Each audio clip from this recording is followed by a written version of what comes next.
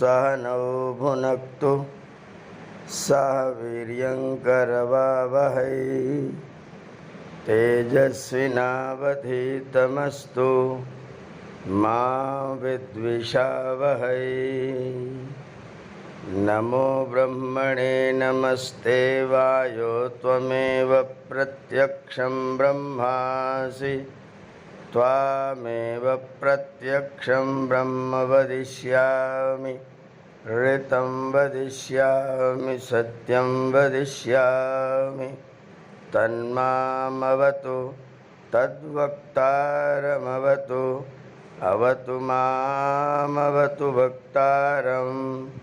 ओम शांति शांति शांति। कल हम लोगों ने कारक प्रकरण के 2 प्रश्न पढ़े थे जो महर्षि ने उपक्रम के रूप में लिखा है, भूमिका के रूप में लिखा है। वहाँ 2 प्रश्न थे, कारक और कारकीय किसको कहते हैं। तो उत्तर दिया था यत् करोति तत्कारकम, जो करने हारा अर्थ है, मतलब क्रिया को पूर्ण करने वाला जितना साधन भूत है, जिन जिन साधनों से जिन जिन कारणों से कोई क्रिया निष्पन्न होती है उन सभी साधनों को कारक कहते हैं। और कारक का व्याख्यान इस ग्रंथ में है, इसलिए इस ग्रंथ का नाम कारकीय है। फिर पूछा कारक कितने प्रकार के होते हैं, तो प्रायः 6 कारक पढ़ाए जाते हैं। सब लोग 6 कारक ही मानते हैं, लेकिन महर्षि दयानंद सरस्वती कह रहे हैं कि 8 प्रकार के कारक होते हैं। कर्ता, कर्म, करण, संप्रदान, अपादान, शेष, जिसको हम लोग संबंध के नाम से भी जानते हैं, शेष, अधिकरण, और एक कारक इन्होंने नया दिया है हेतु, जिसमें प्राय सभी विभक्तियों का प्रयोग होता है। तो ये 8 प्रकार के कारक होते। 2 प्रश्न कल हम लोगों ने पढ़े थे। अब हम इन कारकों का, स्वामी जी का ही जो लेख है, स्वामी जी का जो परिचय दिया हुआ है, उस लेख को एक एक करके कारकों में पहला कारक है कर्ता कारक, उसको एक एक करके देख लीजिए। स्वामी जी कह रहे हैं कर्ता उसको कहते हैं कि जो पदार्थ सकल साधन युक्त हो के, संपूर्ण साधनों से युक्त होकर, उस जिस क्रिया को पूर्ण करने के लिए जिन साधनों की आवश्यकता है उन सभी प्रकार के साधनों से पूर्ण होकर स्वतंत्रता से सब क्रियाओं को करे। स्वतंत्रता माने अपने विचार से, अपने चिंतन से, न करने और करने में जो अपने आप में स्वतंत्र हो, चाहे तो करे चाहे तो न करे, जो स्वतंत्र हो उसको हम लोग कर्ता कहते हैं। जैसे देवदत्ता पठति आकाशो वर्तते, देवदत्ता पठति, देवदत्त पढ़ रहा है। यहाँ विद्या पठन क्रिया का कर्ता देवदत्त, और वर्तते माने वर्तमान है, स्थित है। तो वर्तते वर्तमान क्रिया का कर्ता आकाश है। आकाशः वर्तते, आकाश है। यद्यपि वो चेतन नहीं है, इसलिए वो स्वतंत्र नहीं है, वो अचेतन है और ईश्वर की व्यवस्था में ही वो वर्तमान है। तो यहाँ जो देवदत्ता पठति क्रिया है, इस पठति क्रिया का कर्ता देवदत्त है और वर्तमान विद्यमान क्रिया का कर्ता आकाश है।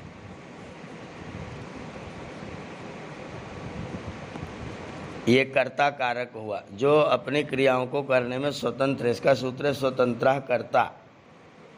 लिख ले इसको एक लाइन जी, तो लिख ले एक परिभाषा के रूप में। नहीं, परिभाषा तो पुस्तक में है, पुस्तक में परिभाषा है, वो अपना नोट कर लीजिएगा।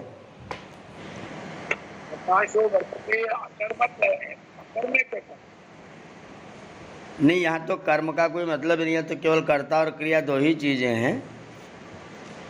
अच्छा। और वर्तमान रहना तो सत्ता के अर्थ में, तो सत्ता तो अकर्मक क्रिया कही गई है।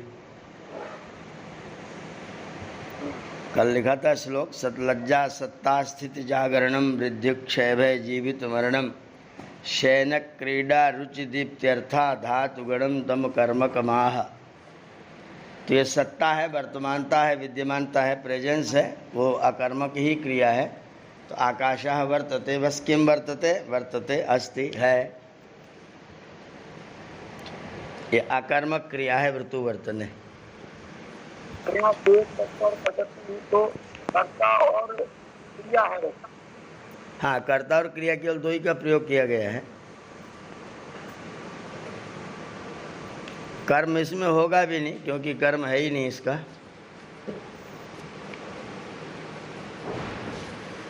वर्तते क्रिया का कोई कर्म नहीं होगा।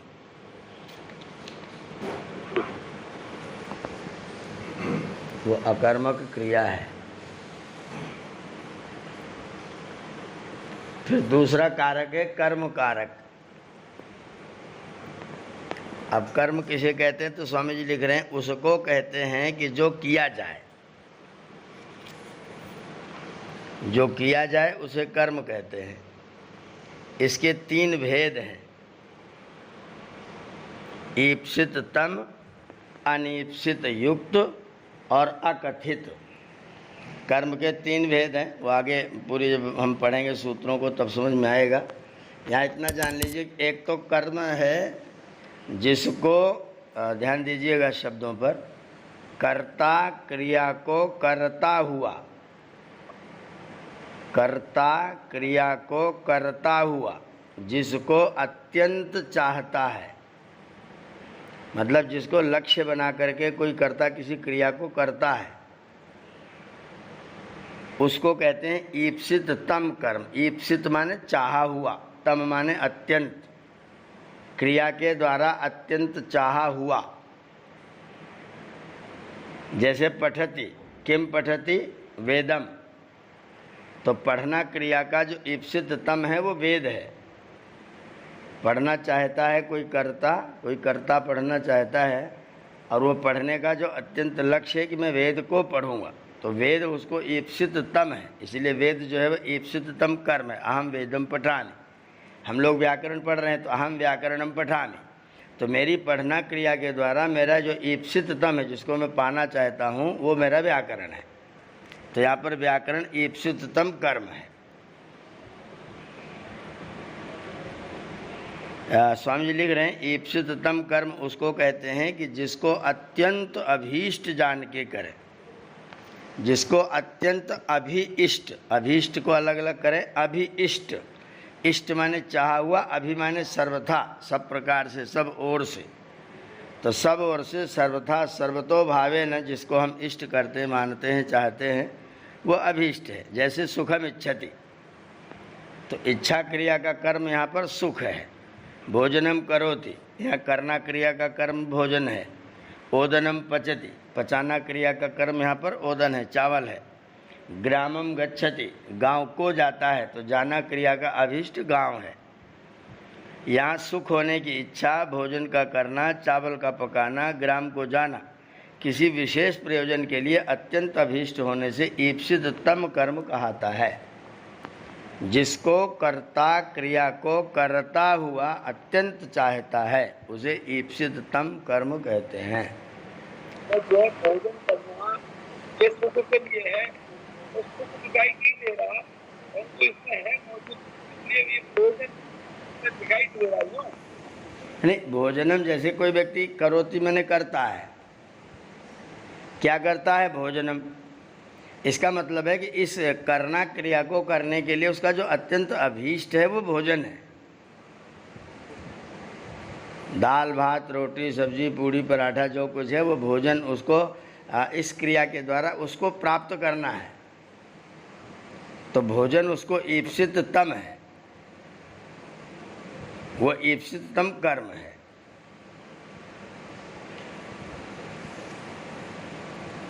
एक और भी कर्म होता है जो अनिप्सित युक्त कर्म है, उसको कहते हैं कि जिसकी इच्छा तो ना हो, जिसको करने की इच्छा तो ना हो, परंतु संयोग होने से क्रिया किया ही जाए,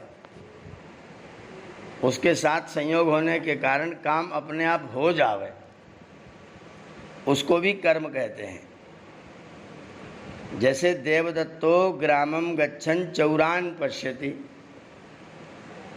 देवदत्तो ग्रामम गच्छन्, देवदत्त का अभीष्ट तो गांव है, तो जा रहा है गांव की ओर को, तो गांव ईप्सित तम कर्म है। उस ईप्सित तम कर्म को करते हुए रास्ते में चोर मिल गए, अब वो आंखें खोले रास्ते पर जा रहा, चोर उसको दिखाई पड़ गए, या चोर जबरदस्ती मिल गए, उन्होंने उसको रोक लिया। तो उन चोरों को भी देवदत्त देख रहा है, यद्यपि नहीं चाहता कि चोर मुझे मिले, तो उसका ईप्सित नहीं है, लेकिन फिर भी संयोग ऐसा बना कि उनको देखना पड़ रहा है, तो उनको भी कर्म कह दिया गया, उनको भी कर्म माना गया, और उनको द्वितीय विभक्ति वाक्य में प्रयोग करने के लिए उनकी भी कर्म संज्ञा की गई है। चौरान पश्यति कंटकान उल्लंघयति। अब रास्ते में कांटे पड़ गए, वो ईप्सित तम तो नहीं है, अनिप्सित है, वो कांटा बिल्कुल नहीं चाहिए मुझे, और कांटा मिल ही गया तो उसको सीधा उल्लंघन करता कूद जाता है। कांटा रास्ते में था तो उसको कूद गया, कंटकान उल्लंघयति।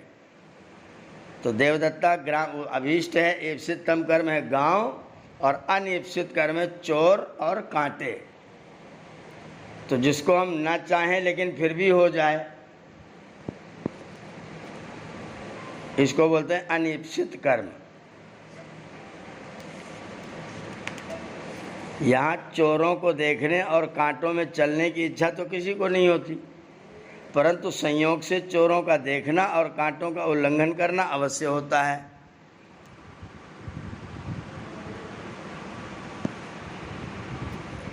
तो उनको भी कर्म संज्ञा व्याकरण में की गई है, जो हम चाहते नहीं लेकिन हो जा रहा है। आकथित कर्म है, उसको कहते हैं कि जिसका किसी गौण भाव से, गौण माने सामान्य,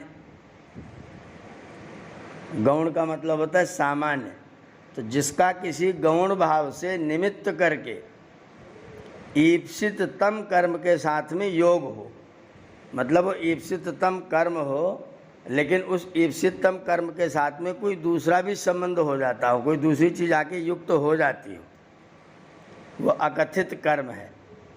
जैसे गाम दोग्धी पया, गाम दोग्धी पया, गाय को दुहता है और गाय से दूध को दुहता है। अब जो दुहने वाला व्यक्ति है वो गाय को दुह रहा है और दुहने में उसको दूध प्राप्त हो रहा है। तो दूध तो मुझे अभीष्ट है, दूध तो मेरा ईप्सिततम है, मेरा ईप्सिततम है दूध। ग्वाला जो दूध दुहने गया है वो चाहता है कि मुझे दूध मिल जाए। अब ईप्सिततम कर्म तो पया है, पया दोग्धी, दूध को दुहता है, लेकिन इसी में वाक्य में सामान्य व्यवहार में गाय को दुहा जा रहा है, गाय के थन से दूध को निकाला जा रहा है, तो गाय को दुहा जा रहा है और दूध को दुहा जा रहा है। तो इसको बोलते हैं अकथित कर्म। ऐसे ऐसे क्रियाओं में डबल डबल कर्म होते हैं, दो दो द्वितीय विभक्ति के पद होते हैं, तो इनको अकथित कर्म कहते हैं। जिसमें दो, जब माड़वकम पंथानम पृच्छति, गाम दोग्धिपया, गाय को दुहता है, गाय से दूध को दुहता है। माड़वकम पंथानम पृच्छति, अब पूछ रहा है रास्ता, उसको अभीष्ट है रास्ता, वो चाहता है कि मुझे कोई रास्ता बता दे, लेकिन किससे पूछ रहा है, तो उसको ब्रह्मचारी को पूछ रहा है। माड़वक माने ब्रह्मचारी, माड़वकम पंथानम पृच्छति, ब्रह्मचारी को मार्ग को पूछ रहा है। सामान्य हिंदी भाषा में हम लोग बोलते हैं ब्रह्मचारी से रास्ते को पूछ रहा है, लेकिन ये अकथित कर्म है जिसको हम पूछ रहे हैं, जो हमें, जिसको हम चाहते हैं। ईप्सित तम नहीं है, लेकिन फिर भी ईप्सित तो है, क्योंकि मुझे रास्ता पूछना है तो किसी से बताना पड़ेगा। तो गौण रूप से, सामान्य रूप से ईप्सित वो ब्रह्मचारी जिससे मैं रास्ता पूछ रहा हूँ, बालक जिससे रास्ता पूछ रहा हूँ, तो रास्ता ईप्सित तम है और ब्रह्मचारी गौण है, इसलिए ईप्सित है। दोनों को अकथित कर्म के नाम से जाना जाता है और दोनों में द्वितीय विभक्ति होती है। माड़वकम पंथानम पृच्छति, बच्चे से रास्ता पूछता है। यहाँ लड़के को पूछने रूप निमित्त के बिना, यहाँ लड़के को पूछने रूप निमित्त के बिना मार्ग का ज्ञान और गाय का दोहन रूप निमित्त के बिना दूध की प्राप्ति नहीं हो सकती। दोहने में हमें दूध चाहिए लेकिन निमित्त गाय बन रही है, पूछने में हमको रास्ते का ज्ञान चाहिए लेकिन निमित्त बालक बन रहा है। तो दोनों को कर्म कहा गया है। इसको बोलते हैं द्विकर्मक, अथवा अकथित कर्म अथवा द्विकर्मक क्रिया। परंतु हम पृच्छति क्रिया के साथ लड़के और दोग्धी क्रिया के साथ साक्षात गाय का संबंध नहीं है, किंतु पंथा और दूध का है। तो पूछना रास्ता है वो ईप्सिततम है, और पाना दूध है वो ईप्सिततम है, लेकिन निमित्त तो गाय और ब्रह्मचारी बन रहे हैं, इसलिए उस निमित्त को भी अकथित कर्म के नाम से कर्म संज्ञा करते हैं और उसमें भी द्वितीय विभक्ति का प्रयोग करते हैं। तो 3 प्रकार के कर्म बतलाए, ईप्सिततम कर्म, अनीप्सित युक्त कर्म और अकथित कर्म। जिसको मैं अत्यंत चाहता हूँ ऐसा कर्म, जिसको मैं चाहता नहीं लेकिन करना पड़ता है हो जाता है ऐसा अनीप्सित कर्म, और जहाँ पर एक को करने के लिए दूसरे की आवश्यकता अनिवार्य होती है। एक मुझे जो चाहिए, जिस फल को मैं प्राप्त करना चाहता हूँ, जो मेरा वास्तव में ईप्सिततम कर्म है, उस ईप्सिततम को प्राप्त करने के लिए जो अत्यंत अनिवार्य आवश्यकता, अत्यंत अनिवार्य कारण है, उस कारण की भी कर्म संज्ञा व्याकरण में की गई है। तो इसलिए गाम दोग्धीपया और माड़वकम पंथानम पृच्छति, यह दोनों जगह द्वितीय विभक्ति का प्रयोग करेंगे, दोनों की कर्म संज्ञा होगी। ये 3 प्रकार के कर्म होते हैं। इस कर्म में हमेशा द्वितीय विभक्ति का प्रयोग होगा। हाँ, कर्म में द्वितीय विभक्ति होती है। कर्म जहाँ पर हो, जिसकी कर्म संज्ञा हो जाएगी वहाँ पर द्वितीय विभक्ति हो जाएगी। ये सामान्य नियम है। कर्मणि आगे पढ़ेंगे हम लोग, विभक्ति में कर्मणि द्वितीय सूत्र पढ़ेंगे। कर्म में द्वितीय विभक्ति होती है। 3 प्रकार के कर्म हैं और 3 प्रकार के कर्मों में द्वितीय विभक्ति होगी। ये कर्म कारक हुआ। तीसरा कारक है करण। करण उसको कहते हैं कि जिससे कर्ता अपने कर्तव्य कर्म को कर सके, जिससे कर्ता अपने कर्तव्य कर्म को कर सके, ऐसा जो साधन है उसको करण कहते हैं। इसके भी 2 भेद हैं, पहला गौण है और दूसरा मुख्य है। गौण माने सामान्य और मुख्य माने तो मुख्य, सामान्य और मुख्य। गौण करण उसको कहते हैं कि जो साधारण तया से क्रिया की सिद्धि का निमित्त हो।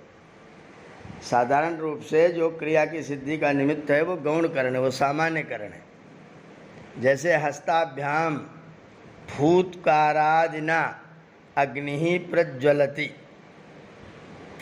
हस्ताभ्याम दोनों हाथों से माचिस जला रहा है, फूंकनी हाथ में पकड़ रहा है और उस फूंकनी से उस अग्नि को फूंक रहा है। फूत्कार आदिना, फूत्कारादिना फूंकना इत्यादि के द्वारा, दोनों हाथों से फूत्कारादिना, फूत्कारादिना ये तृतीया का एक वचन है, फूत्कार आदि से अग्नि प्रज्वलति, अग्नि जलता है। दोनों हाथों से चिमटी पकड़ करके फूंकने से, दिया सलाई से लगाने से वो अग्नि जलता है। यहाँ अग्नि की ज्वलन क्रिया का निमित्त हाथों से फूंकना आदि क्रिया है। तो हाथों से भी तृतीया हो गई और फूत्कार आदिना उसमें भी तृतीया हो गई। दोनों करण है, फूंकना भी साधन है और हाथ भी साधन है। ये गौण साधन है, सामान्य साधन है। और मुख्य करण कारक उसको कहते हैं कि साक्षात संबंध से कर्तव्य कर्म की सिद्धि में यथावत उपयुक्त हो, जिसके बिना वह क्रिया संभव ही ना हो। जैसे अग्नि को जलाना है तो हो सकता है ना फूंकना पड़े तो भी जल जाए, लेकिन ऐसी कोई चीज़, ऐसा कोई करण, ऐसा कोई साधन जिसके बिना वो क्रिया हो ही न सके, वो मुख्य करण है, जिसके बिना वो कर्म कभी ना हो सके। जैसे ईंधनैः ही अग्नि ही प्रज्वलति। कोई व्यक्ति फूंकता तो नहीं, लेकिन लकड़ी ही नहीं है तो कैसे अग्नि जलेगा। तो ईंधन जो है, जो लकड़ी है, वो उसके द्वारा अग्नि प्रज्वलित होता है। यहाँ पर जो ईंधन है वो मुख्य करण है। फूंकना और हाथों का सहयोग लेना वो सामान्य करण है, लेकिन ईंधन का होना, ईंधन जो है वो मुख्य करण है। तो दोनों प्रकार के करणों में तृतीय विभक्ति का प्रयोग होता है, मुख्य में भी और साधारण में भी। अग्निना ओदनम पचति, अग्नि से ओदन को पकाता है। ओदन माने चावल, पचति माने पकाता है। तो अग्निना, अग्नि के द्वारा ओदनम पचती, चावल पकाता है। अगर आग ही ना हो तो चावल का पकना संभव नहीं होगा। तो जिसके बिना कोई क्रिया हो ही न सके वह है मुख्य कारण, और जिसके बिना क्रिया तो हो जाए लेकिन फिर भी वो साधन के रूप में उपयुक्त होता हो, उसका नाम है गौण करण। जैसे पठती क्रिया है, मुख्य साधक, मुख्य साधन है ना वो, मुख्य साधन। हाँ, यहाँ साधक लिख रखा है। हाँ, कोई बात नहीं, सिद्ध करने वाला साधक है, साधक या साधन कहा जा सकता है। साधन और साधक में थोड़ा सा दिमाग में कंफ्यूजन हो जाएगा ना। हाँ हाँ हाँ, साधन कहेंगे तो ज़्यादा स्पष्टता होगी। उसको साधन कर देते हैं। हाँ, साधन ठीक है। जी जी, धन्यवाद। तो ये हो गया करण कारक दो प्रकार के, मुख्य और गौण करण। मतलब सामान्य साधन, जैसे कोई व्यक्ति साइकिल से गांव जाता है, अब साइकिल जाता है तो भी उसको पैडल तो मारना पड़ता है, पैर तो चलाने पड़ते हैं, आंखों से रास्ता देखना पड़ता है, हाथों से घंटी तो बजानी पड़ती है, हाथों से हैंडल तो संभालना पड़ता है। तो ये भी साधन है, लेकिन ये गौण साधन है। मुख्य साधन साइकिल है। साइकिल है तो घंटी बजानी पड़ रही है, हैंडल सीधा करना पड़ रहा है, पैडल मारना पड़ रहा है, आंखों से देखना पड़ रहा है, और रास्ते को देख करके विचार करके हम अपने रास्ते पर जा रहे हैं। तो ये सब जितने अन्य साधन हैं वो गौण साधन है, और मुख्य साधन यहाँ पर साइकिल है। जैसे हम पढ़ रहे हैं, अब पढ़ना क्रिया जो है पठ व्यक्तायाम वाची है, वाणी से बोलना, तो पढ़ने में वाणी मुख्य साधन है, लेकिन बिना आँखों से पढ़े, बिना कानों से सुने नहीं पढ़ सकते हैं। तो इसलिए कान और आँख जो है वो गौण साधन है, और वाणी जो है वो मुख्य साधन है। ऐसे ही प्रत्येक क्रिया की सिद्धि में जो हमारे साधन होंगे उनमें दोनों प्रकार होंगे, गौण भी होंगे और मुख्य भी होंगे। तो जो मुख्य साधन है उसका भी नामकरण है, और जो गौण साधन है उसका भी नामकरण है, और दोनों में हम तृतीय विभक्ति का प्रयोग करते हैं। हर क्रिया को जब भी जी तृतीया का करते हैं कि द्वितीया का करते हैं? तृतीया जो करण है ना, साधन है, उसमें तृतीया करेंगे। अच्छा, करण में, ठीक। कर्म में द्वितीया होगा, करण होगा तो तृतीया होगी। हाँ, करण में द्वितीया, ठीक है। अब वो करण दोनों प्रकार का है, गौण भी है और मुख्य भी है। ठीक है। फिर है संप्रदान। संप्रदान उसको कहते हैं कि जिसका किसी से अभीष्ट सिद्ध किया जाए, जिसका किसी से, किसी साधन से अभीष्ट माने इच्छा की पूर्ति सिद्ध की जाए, उसे कहते हैं संप्रदान। जैसे मैं कोई क्रिया कर रहा हूँ, उस क्रिया को मैं अपने अनेक साधनों से कर रहा हूँ, उन साधनों में अनेक प्रकार के कर्मों का भी प्रयोग कर रहा हूँ। उस कर्म के द्वारा, उस करण के द्वारा कर्ता जिसके अभिप्राय को, अभीष्ट को सिद्ध करता है, उसे कहते हैं संप्रदान। जैसे मैं पढ़ा रहा हूँ, आप सब लोग पढ़ रहे हैं, मेरे पास पुस्तक है, मेरे पास वाणी है, मेरे पास आँख है, मेरे पास हाथ है, और इतनी दूर बैठे हुए लोग पढ़ पा रहे हैं। इसका मुख्य कारण क्या है? मोबाइल है। अगर ये ना होता तो हम लोग बैठ करके नहीं पढ़ पाते। तो इन सारे साधनों का प्रयोग करते हुए, मेरे पास मोबाइल भी है, मेरे पास आँखें भी हैं, मेरे पास वाणी भी है, मेरे पास हाथ भी है, मेरे पास पुस्तक भी है, ये सारे साधनों का प्रयोग करता हुआ मैं कर्ता जिन लोगों के अभीष्ट को सिद्ध कर रहा हूँ, वे लोग उस क्रिया के संप्रदान हैं। तो आप लोग जो पढ़ने वाले हैं वे उस क्रिया के संप्रदान हैं, जिनकी क्या होता? कोई इसका अर्थ है संप्रदान का? दान माने देना, अलग अलग कर लिए। दान माने देना, प्रदान माने दे देना। देना और दे देना, सामान्य रूप से मैंने आपके हाथ में कोई चीज़ पकड़ा दिया, दान कर दिया। मैंने आपको कह दिया आप इसको रख लीजिए, मैंने इसको प्रदान कर दिया। और मैंने अपने उस क्रिया को करते हुए, प्रदान करते हुए, अपने मन में आपके प्रति कोई ऐसा भाव नहीं रखा कि मैंने तुझको दिया है, तूने मेरा लिया है। अपना अपने स्वत्व को, अपने भाव को, अपने अहंकार को, अहमत्व को पूरी तरह से छोड़ करके जब मैं किसी को समर्पित कर देता हूँ तो संप्रदान हो जाता है। अच्छा, इसको भली भांति प्रदान करना भी कह सकते हैं? हाँ बिल्कुल, सामान्य शब्दों में भली भांति प्रदान करना। इसकी परिभाषा दी है स्वस्वत्व निवृत्ति पूर्वकम पर स्वत्वोत्पादनम संप्रदान। स्वस्वत्व निवृत्ति पूर्वकम पर स्वत्व उत्पादनम संप्रदानम। हाँ, अपनी मिल्कियत को हटाकर,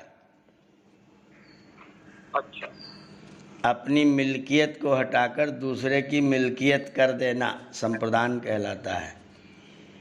भली भांति प्रदान ही कर सकते हैं। हाँ, पूरा ही दे देता है, बस ये मेरा कुछ नहीं, सब तेरा है। तो स्वस्वत्व की निवृत्ति करके दूसरे के स्वत्व को उत्पन्न कर देना, ये संप्रदान है। पर स्वत्व उत्पादन, वाह, बहुत बढ़िया। उदाहरण दिया है विद्यार्थिने विद्याम ददाति, विद्यार्थिने विद्यां ददाति। आगे दा है इसलिए विद्याम के माँ को अनुस्वार करके, अनुस्वार से ही पर सवर्णा करके आधा ना लिख दिया है।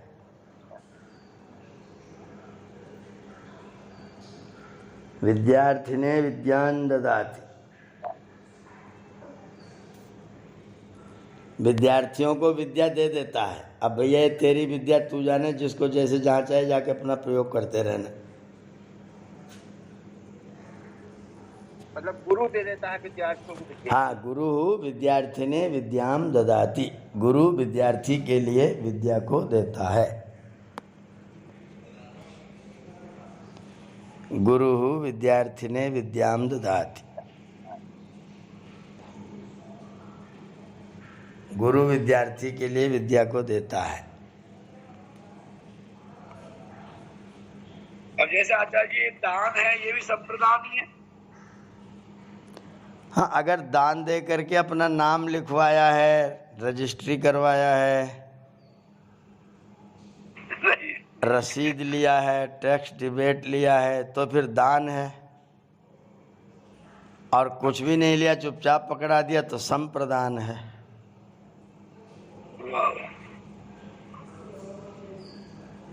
कुछ विद्यार्थी ने जिसमें उड़ंतर के ऊपर है, तो इसे ल पे रहना चाहिए ना? हैं? विद्यार्थी ने जो लिखा है पुस्तक में, हाँ, तो उड़ंतर पे है, तो ल पे रहना चाहिए ना विद्यार्थी में? नहीं, ना पर क्यों रहेगा? विद्यार्थी है ना, रा विद्यार कहाँ बोल रहे रा को आप?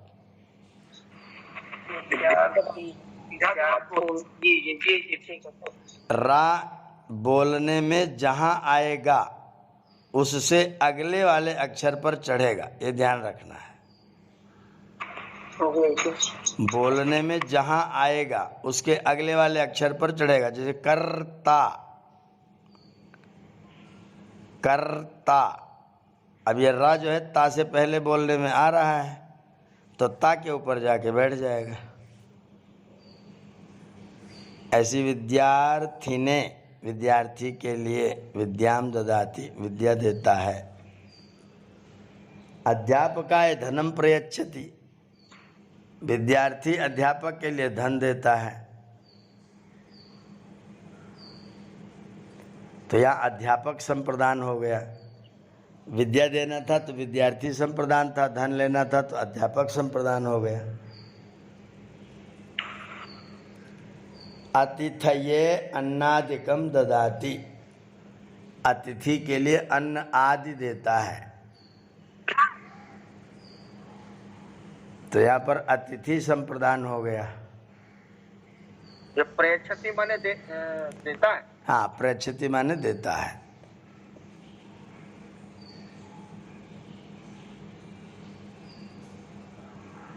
आचार्य यच्छति इत्युक्ते तो देता है।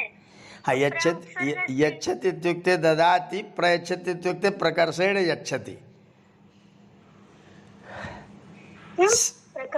सादरम सश्रद्धम, श्रद्धा पूर्वक आदर पूर्वक देता है तो प्रयच्छति। अपने अध्यापक को धन दे रहा है तो धन दे करके चरण स्पर्श भी कर रहा है। मित्तल साहब दक्षिणा भेजते हैं, लिखते हैं आचार्य जी दक्षिणा स्वीकार करें, तो ये प्रयच्छति है। हाँ, ऐसे ही भेज देंगे तो ये क्षति, और दक्षिणा स्वीकार करें फिर दो हाथ भी जोड़ के उसे मोबाइल भेज दिया जाए तो प्रयच्छति।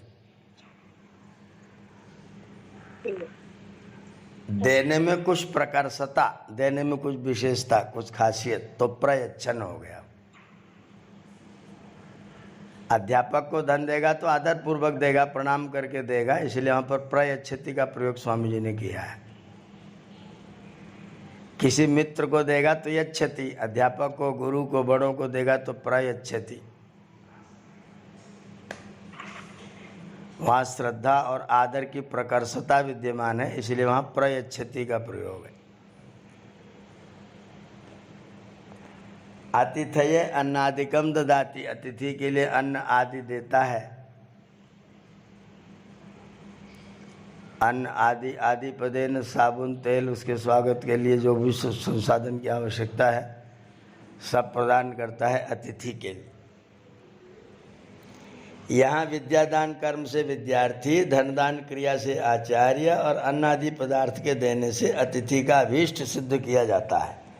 इसलिए ये तीनों संप्रदान है और संप्रदान में चतुर्थी विभक्ति होती है, इसलिए सब में चतुर्थी विभक्ति का प्रयोग किया गया है।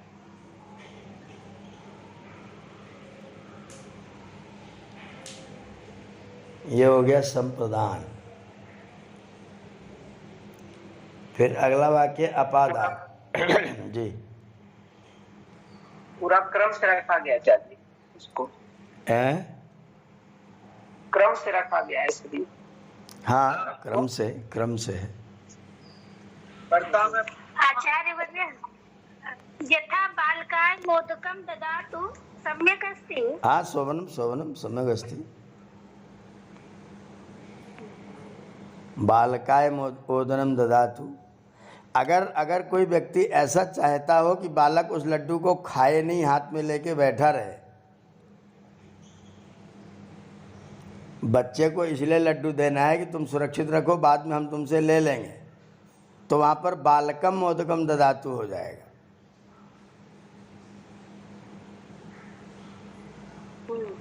वहाँ अभीष्ट बालक का सिद्ध नहीं कर रहे हैं, अपना अभीष्ट सिद्ध कर रहे हैं, इसलिए वहाँ द्वितीया होगी, वहाँ बालक कर्म हो जाएगा।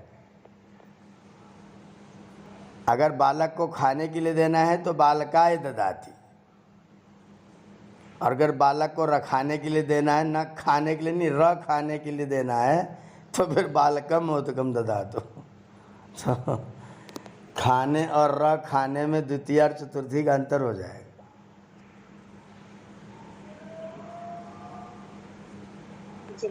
ये भी भावनात्मक रूप से ध्यान रखना पड़ेगा कि हम बालक, जैसे किसी ने अगर वास्तव में संस्कृत को हम लोक भाषा बनाएं और उसका प्रयोग करें, तो बालकाय ददातु माने बालक पाएगा तुरंत तो खा लेगा। अगर बालकम ददातु बोल दिया बोलने वाले ने, तो बच्चा उस लड्डू को तब तक नहीं खाएगा जब तक आपकी अनुमति नहीं लेगा।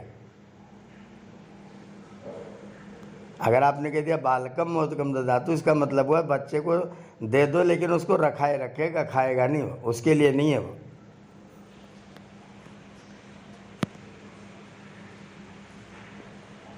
तो संस्कृत का व्यवहार होने पर, द्वितीय और चतुर्थी बोलने पर ही क्रिया पता चल जाएगी कि ये क्या कहना चाहते हैं, क्या करना चाहते हैं।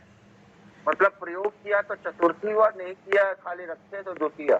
अगर बच्चे को आपने दे दिया उसके लिए हो गया, पर सत्वोत्पादन कर दिया, उसको मिल्कियत प्रदान कर दिया, तो संप्रदान हो गया।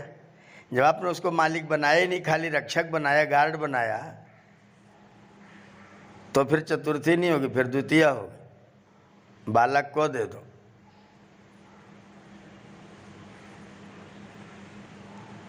तो आप भावनात्मक अंतर अलग अलग देखना पड़ेगा कि बच्चे को खाने के लिए दे रहे हैं कि रखने के लिए, रखाने के लिए दे रहे हैं। जैसे धोबी को कपड़ा देता है, धोबी को कपड़ा देता है, तो उसमें रजकाय वस्त्रम ददाति नहीं होगा, रजकस्य वस्त्रम ददाति षष्ठी का प्रयोग करेंगे। धोबी को कपड़ा देता है लेकिन शाम को ले लेगा। धुलवा करके ले लेगा, अपना काम बनाने के लिए उसको दे रहा है। तो वहाँ रजकाय वस्त्रम ददाति प्रयोग कर दिया तो धोबी आपको लौटा के नहीं देगा वापस।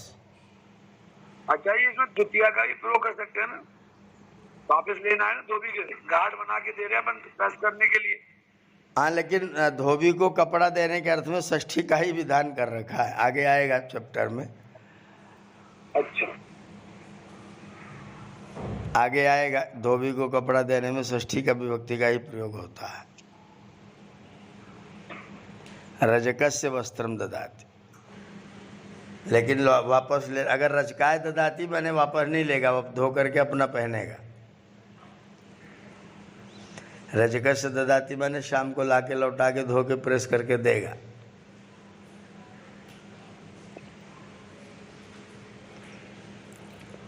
तो ये संप्रदान है। फिर अकला कारक अपादानम, अपादान उसको कहते हैं कि जहाँ प्राप्त का त्याग, ध्यान देंगे स्वामी जी की परिभाषा विचित्र है, जहाँ पर प्राप्त का त्याग और अप्राप्त देश की प्राप्ति की जाए। प्राप्त जो जहाँ हूँ मैं, जो मुझे प्राप्त है उसको तो छोड़ दूँ, और जहाँ प्राप्त नहीं है उसको जाके पकड़ना चाहूँ।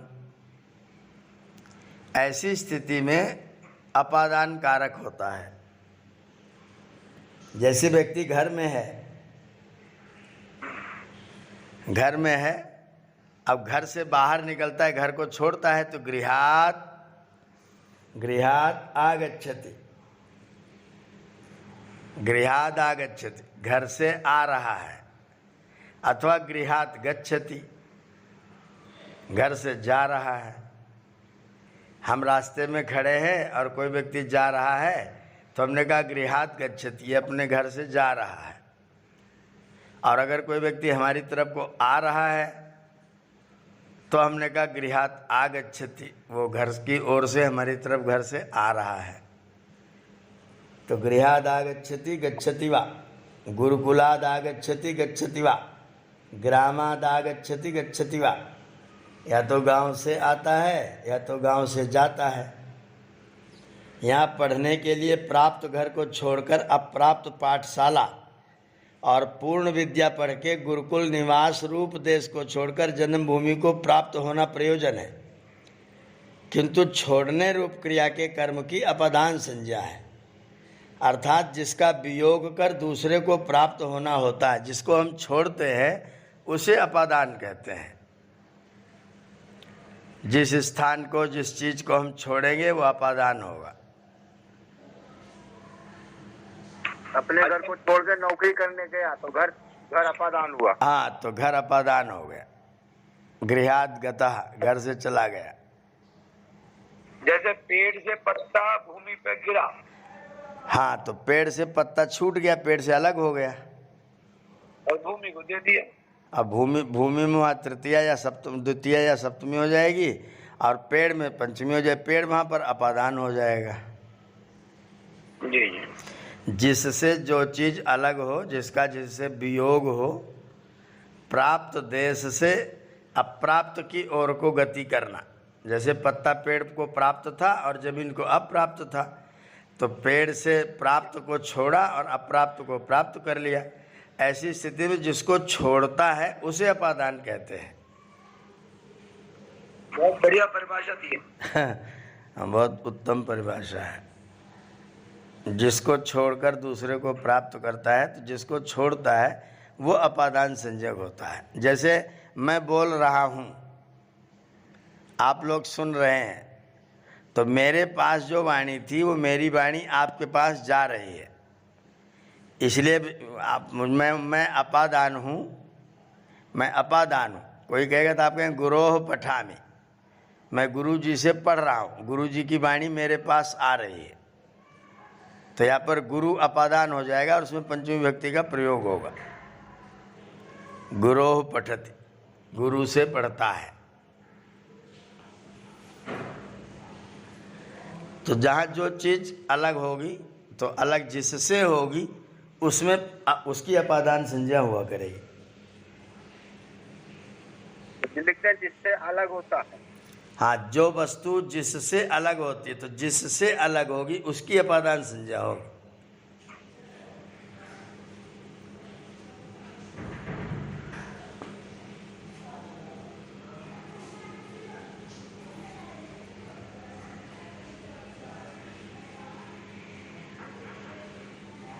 अपादान संज्ञा हो जाती है। शेष कारक में स्वामी जी ने थोड़ा लंबा लिखा है। शेष कारक उसको अपादान पंचमी होता हमेशा। हाँ, अपादान में पंचमी विभक्ति का प्रयोग होता है। और आचार्य जी जिसको प्राप्त करता है उसमें कौन सी होगी? वो तो द्वितीया है। वो द्वितीया है, जिसको प्राप्त करेगा वो द्वितीया। अच्छा। जैसे ग्रामात् गुरुकुलम गच्छति या गुरुकुलात् ग्रामम गच्छति। गुरुकुल से गांव को जाता है, जिसको प्राप्त करेगा वो कर्म है, उसमें द्वितीया होगी, और जिससे अलग होगा वो अपादान है, उसमें पंचमी होगी। अच्छा जी। कह रहे हैं जैसे आप बता रहे हैं कि हम पढ़ा रहे हैं, आप अपादान हैं जी। फिर वह अध्यापक से पढ़ता है। हाँ, वहाँ तो ना नहीं, अध्यापकात् पठति। पंचमी होगी अपादान। हाँ, अध्यापकेन पठति नहीं, अध्यापकात् पठति। अध्यापक से पढ़ता है। अध्यापक कोई साधन नहीं है जिसके द्वारा आप कोई कार्य कर रहे हैं। लेकिन है तो साथ में ना, हैं? अध्यापक तो साथ में है बच्चों के। हाँ, साथ में है, लेकिन उसके मुख से वाणी आपके पास आ रही है ना, तो आप वाणी के अलग होने के अर्थ में पंचमी का प्रयोग करेंगे। संप्रेषित हो रही है। अध्यापक के मुख से वाणी निकल करके और शिष्य के पास में आ रही है, इसलिए अध्यापकात् पठति पंचमी का प्रयोग होता है। गुरोः अधीते, गुरु से पढ़ता है। गृहात् आगच्छति, घर से आता है। हाँ जी। हाँ, गृहात् आगच्छति, घर से आता है। तो ये अपादान हो गया। गृह अपादान हो गया। और घर जाता हो तो नहीं होगा। नहीं, घर जा तो गृहम तो कर्म हो गया, घर को जा रहा है तो गृहम गच्छति। घर को छोड़ेगा, प्राप्त का वियोग, तो जो प्राप्त है जिससे वियोग कर रहा है उसकी पंचमी संज्ञा होगी, वो अपादान संज्ञक है। जिसको पाएगा वो तो द्वितीया है ही। तो आचार्य जी, जैसे आचार्य जी अध्यापक के द्वारा शिष्य को पढ़ाया जाता है तो उसमें तो तृतीया लगेगी ना। हाँ, तो अगर अध्यापक के द्वारा ऐसा प्रयोग करे तो अध्यापकेन शिष्यः पाठ्यते, तब तो ठीक है। उसमें पंचमी नहीं लगेगी, उसमें वहाँ तो तृतीया ही होगी, वहाँ तो तृतीया ही होगी। अगर ऐसा वाक्य बोलेंगे अध्यापकेन शिष्य को पढ़ाया जाता है, अध्यापक के द्वारा पढ़ाया जाता है, तो फिर तो वहाँ अध्यापक में तृतीया रहेगी। अध्यापकेन शिष्यः पाठ्यते, वहाँ अध्यापक में तृतीया रहेगी। अध्यापकात् पठति जब करेंगे, अध्यापक से पढ़ता है जब बोलेंगे, तब वहाँ अध्यापक अपादान होगा और उसमें पंचमी रहेगी। जी। ठीक है, आज अपादान तक ही रहने देते हैं, आगे का कल पढ़ेंगे। ओम द्यौ शांतिरंतरिक्षं शांति, पृथ्वी शांतिराप शांतिरोषधयः शांतिः, वनस्पतयः शांतिर्विश्वे देवाः शांतिर्ब्रह्म शांतिः, सर्वं शांतिः शांतिरेव शांतिः, सा मा शांतिरेधि। ओम शांति शांति शांति। सर्वेभ्यो नमो नमः।